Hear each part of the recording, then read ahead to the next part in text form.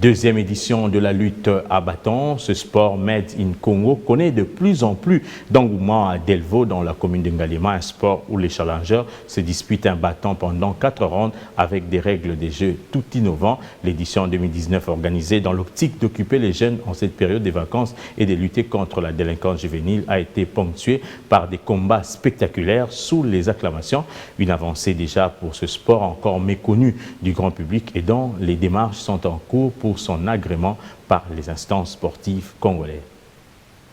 La République démocratique du Congo, une nation qui se distingue par le sens de créativité et des talents qui regorgent sa population dans divers domaines.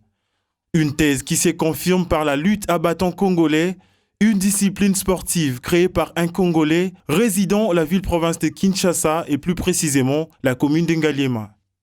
Cette discipline se pratique sur tatami, entre deux protagonistes qui tentent de déposséder l'autre du bâton. Elle se dispute en 4 rounds de 3 minutes, auxquels celui qui aurait plus de fois réussi à ôter les bâtons de main de son adversaire en sera donc vainqueur de l'épreuve. Tous en 4 rounds. Dans la 4 rounds, minutes est à la par catégorie, mais il y aura de 3 à 2 minutes. Ils ont des bâtons, ils ont une invasion congolaise, par maître même Simondeke. Tous ont vraiment sérieux, ils ont aventure. Nous avons maître de judo club Gokyo. Nous avons maître judo, nous avons membre de jury dans la ligue des bâtons. Nous avons soutenu le sport au fait que les Liboso. Tous ont sérieux, Botinda Banaboya, tous sont sport na bisomo congolais qui est Liboso. Ils sont vraiment original, il y a bisomo congolais. Na Kinshasa précisément na Delvaux, à l'invention congolaise. Toi la poste ande ekende Liboso pour promouvoir le sport au ekende Liboso. Pe ba autorité ba ya ko tia aide na makambo oyo. Congo pété les mains na sport mo songolo. Donc awa tozo ya ne koye ko la sport lit bâton. Ah, c'est peli parce que tout le monde bat pe baya. Tozo na muke. Tozo posa baya batika ko sala kuluna libanda n'importe quoi. Tozo posa baya to travailler ensemble na bango. Tozo na posa lit bâton et que na ba commune mususu. Ke etika la na Ngaliema.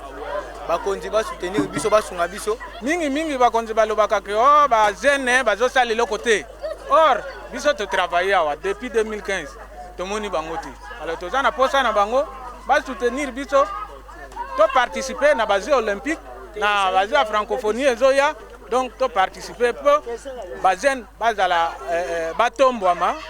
Une occasion pour certains parents d'encourager leurs enfants à la pratique de cette nouvelle discipline en cette période des vacances. C'est bien.